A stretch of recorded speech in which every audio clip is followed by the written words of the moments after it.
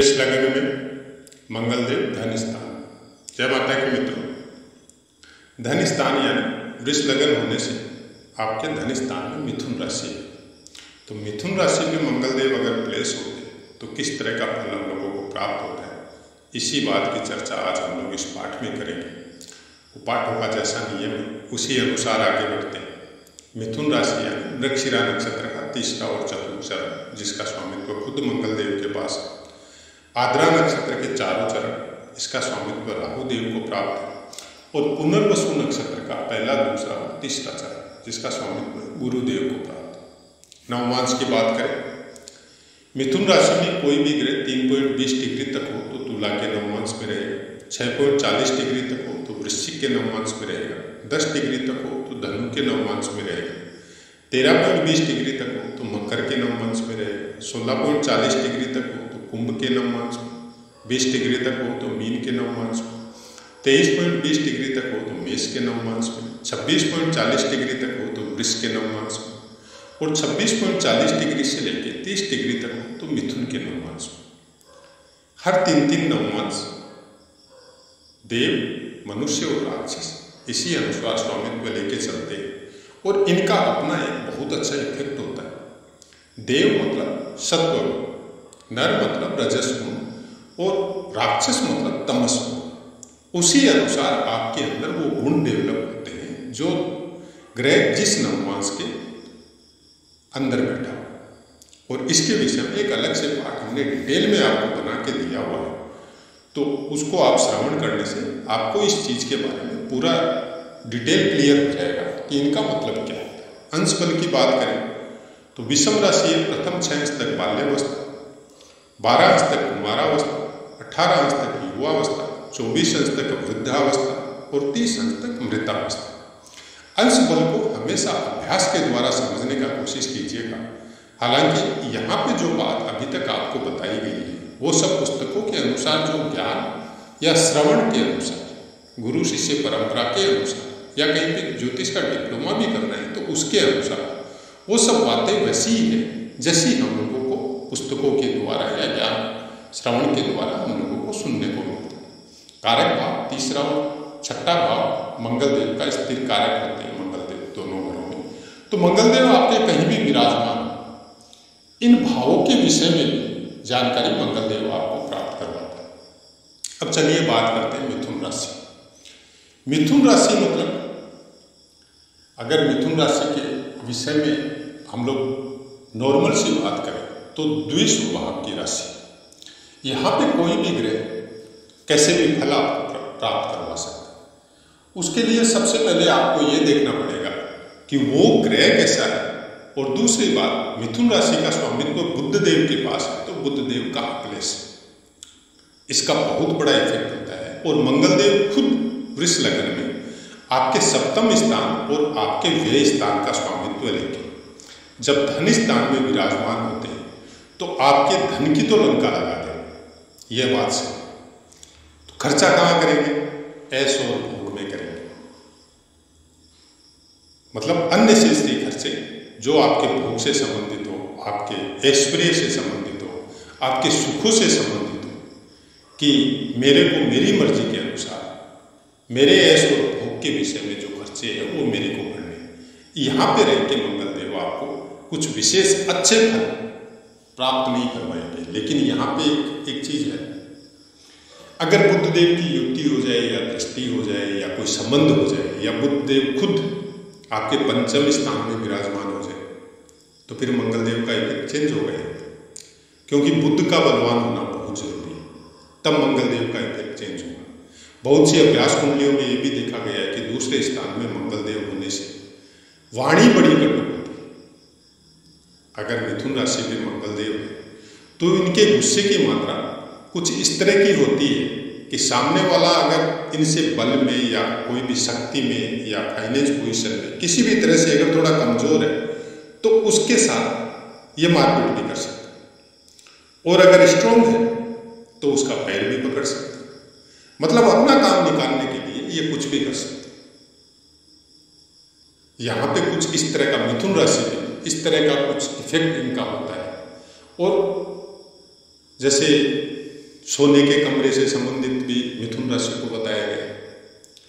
और इनका जो सिंबल है मिथुन राशि का, स्त्री पुरुष का जोड़ा, इसीलिए हमने बोला कि भोगों के संबंध में ये ज़्यादा खर्चे करेंगे। खर्चे का मतलब मेष राशि का स्वामित्व मंगल देव के पास है और मेष राशि लगन में वृष लगन के अनुसार 12वें स्थान। अब अगर 7वें स्थान का स्वामित्व है तो व्यापार और अपनी वाइफ या मित्र, उनके संबंध में भी बताया जाता है, क्योंकि मंगल देव कुछ हद तक मित्रों के भी कारक होते हैं। किस तरह के मित्र होंगे ये तो बाकी आपके लग्न अनुसार या मिथुन राशि का स्वामित्व है उसके अनुसार आपको पता चलेगा। लेकिन दूसरे स्थान में अगर मंगल देव आपके वृष लग्न में विराजमान है तो ऐसा जाता है अपने धन, परिवार और कुटुंब से बहुत हद तक एडजस्टमेंट नहीं कर सकता, क्योंकि इनके अंदर जैसे मंगल देव अगर बहुत ज्यादा स्ट्रॉन्ग है तो फिर खराब फल ही आपको प्राप्त होगा। और कुछ वीक अंशों में हो, चाहे आपके कोई और कारण हो वीक होने का, कमजोर अगर मंगल देव है तो फिर अच्छे फल प्राप्त होगा। क्योंकि दूसरा स्थान जो ये सौम्य ग्रह का स्थान, स्थिर कारक में बात की जाए तो यहाँ पे गुरु का कारकत्व होना पड़ेगा। और दूसरा स्थान अगर कालपुरुष कुंडली अनुसार देखा जाए तो बहुत ही शांति प्रिय स्थान है। यहाँ पे कोई भी बलवान ग्रह, क्रूर ग्रह, विच्छेदात्मक ग्रह होने से उस स्थान को बिगाड़ देता है। जैसे धन आपके पास कैसे टिकेगा? जब आपके अंदर शांति की मात्रा बढ़ेगी, आपके अंदर सोचने की मात्रा रहेगी, आप कोई भी निर्णय को बहुत सोच समझ के और उसको करेंगे, तब आपके अंदर धन की मात्रा बढ़ेगी। और मंगल देव तुरंत निर्णय करते हैं, मंगल देव रुकते नहीं। मंगल देव के अंदर अपने बलानुसार वो कोई भी काम मतलब रोकते नहीं, तुरंत करने का कोशिश करते हैं। ये नहीं सोचते कि इसका इफेक्ट क्या है, जो सामने काम आया उसको करके छोड़ दो। और बल के ऊपर विशेष ध्यान रखते हैं। और दूसरा स्थान बोल रहा है कि बल से ज्यादा बुद्धि का उपयोग करो। अपने चित्त में अगर कोई विचार गलत या सही जो भी उठ रहे हैं उसको अपने विवेक के अनुसार समझ के और उसको उस काम को उसी अनुसार। और मिथुन राशि भी कुछ बुद्धि को रिप्रेजेंट करती है आपकी, क्योंकि बुद्ध की राशि, तो बुद्ध देव का प्लेसमेंट यहाँ पे बहुत अच्छा होना पड़ेगा, तब जाके मंगल देव का इफेक्ट यहाँ पे बहुत अच्छा होगा। तब क्या होगा कि आप अपने बुद्धि और विवेक के अनुसार, आपका बल आपका साथ देगा, तब आप अपने परिवार की रक्षा करेंगे, आप धन की मात्रा को भी बढ़ाएंगे और धन भी सत्कार्यों में खर्च करेंगे। और हायर एजुकेशन में भी जाके आप बहुत अच्छी प्रोग्रेस करेंगे। आप IIT इंजीनियर हो सकते हैं, आप मैकेनिकल इंजीनियर हो सकते हैं, आप इलेक्ट्रिक के कामों के इंजीनियर हो सकते हैं। बहुत अच्छी क्वालिफिकेशन आपकी हो सकती है, क्योंकि यहाँ पे आद्रा नक्षत्र में भी आएंगे मिथुन राशि के अंतर्गत। तो राहु का प्लेसमेंट कैसा है? अगर राहु का प्लेसमेंट बहुत अच्छा, आपके 3, 6, 11 में अगर राहु बैठे तो फिर मंगल देव आपको देश विदेश की सैर भी करवाएंगे और देश विदेश में फेमस भी करेंगे। यहां से मंगल देव आपके पंचम स्थान को देखेंगे, वो भी दूसरी राशि बुद्ध देव की राशि है। तो बुद्ध देव का प्लेसमेंट कैसा है उसके अनुसार देखना पड़ेगा, क्योंकि विद्या बुद्धि और संतान का चक्र है पंचम स्थान। और जब मंगल देव यहाँ पे देखते हैं और बुद्ध देव का प्लेसमेंट अच्छा है, तो जैसा हमने बोला कि आपको बहुत दूर दूर तक की यात्रा करवा के और अपनी बुद्धि और वाक चातुर्य के द्वारा आप बहुत अच्छी पोजीशन हासिल कर सकते हैं। फिर यहाँ से अष्टम स्थान को पूर्ण दृष्टि से देखेंगे तो जैसा पिछले पाठ में हमने बताया कि आपके अष्टम स्थान का स्वामित्व गुरुदेव के पास, और कारक भावों के विषय में अगर कारक के विषय में बात करें तो शनिदेव के पास। तो अष्टम स्थान से संबंधित ही आपको चोट चपेट के लिए आपको प्रेजेंट करेंगे, कोई भी चोट चपेट हो, छोटा मोटा एक्सीडेंट हो। हालांकि दूसरे स्थान पे मंगल देव बैठ के अष्टम स्थान को इतना ज्यादा खराब नहीं करता, क्योंकि अपने मित्र की राशि और कुछ विशेष इफेक्ट जितना लग्न में बैठ के कर सकते थे अष्टम स्थान को, उतना ये दूसरे स्थान में बैठ के नहीं करेंगे।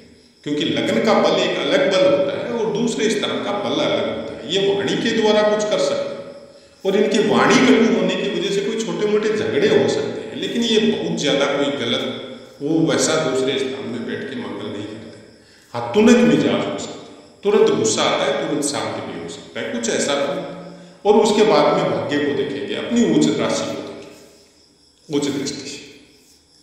यहाँ पे आपको अच्छे फल प्राप्त करवाएंगे, भाग्यशाली होंगे, भाग्य के संबंध में आपको बहुत अच्छे फल मिलेंगे। आप धार्मिक होंगे, धर्म कर्म में आपकी रुचि होगी और धर्म से संबंधित अच्छे काम भी आप परिवार के लिए हो चाहे अपने लिए हो, आप बहुत अच्छी मात्रा में करेंगे।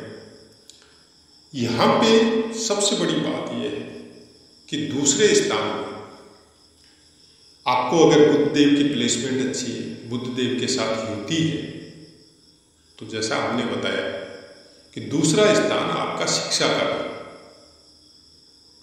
और दूसरे स्थान से आप चाहे प्राइमरी एजुकेशन देखो, चाहे गणित के विषय में सोचो, चाहे प्रेजेंस ऑफ माइंड के विषय में सोचो, ये भी चीज दूसरा स्थान ही प्राप्त करवाता है। अगर यहाँ पे मंगल और बुध की युति हो जाए तो आदमी का प्रेजेंस ऑफ माइंड बहुत स्ट्रांग होता है, आदमी के अंदर निर्णय लेने की क्षमता बहुत ज्यादा मात्रा में होती है और अगर उसने कोई गलत निर्णय भी ले लिया तो वो दुखी नहीं होगा, उसको वापस ठीक करेगा और उसके अनुसार आगे बढ़ेगा। ऐसे इंसान बहुत ज्यादा संघर्षमय जीवन बिताते हैं। शुरुआत के मतलब आप ये समझो कि अगर योग कारक ग्रह ज्यादा अच्छे नहीं है तो इंसान का फर्स्ट चक्कर जो 36 सालों का होता है उसमें बहुत संघर्ष ऐसे इंसान को मिलता है। हालांकि बाद में ये उत्तरोत्तर उन्नति करते जाते हैं, लेकिन शुरुआत के दिन बहुत अच्छे संघर्ष में बीतते हैं। और अगर आपका लग्नेश बहुत स्ट्रॉन्ग है और लग्नेश का अंश भी अच्छा है, शुरुआत में आपको दशा महादशा अगर अच्छी मिल जाए तब एक अलग बात है। लेकिन हम ये कहेंगे, बहुत सी अभ्यास कुंडली के द्वारा देखा है कि जिनका भी मंगल दूसरे स्थान में और शुरुआत में बहुत संघर्ष चला है तो ऐसा मंगल फिर बहुत अच्छा फायदा देता है। आने वाले 35 साल के बाद बहुत अच्छा फल आपको प्राप्त करवाता है, क्योंकि मंगल देव बलवान होने का मतलब और मंगल देव अच्छा होने का मतलब ये होता है, आप खुद जज कर सकते हैं। ऐसा इंसान के चेहरे पे एक अजीब सा ग्लो होता है और बोलने की शैली या वाक्पटुता या प्रेजेंस ऑफ माइंड अगर बोले तो बहुत अच्छी होती है। तो आप समझ लीजिए कि आपका मंगल दूसरे में है, तीसरे में है, कोई मतलब नहीं, आपका मंगल अच्छा है। अगर दूसरे स्थान में मंगल बैठा हुआ है और आपके अंदर प्रेजेंस ऑफ माइंड बहुत अच्छी है।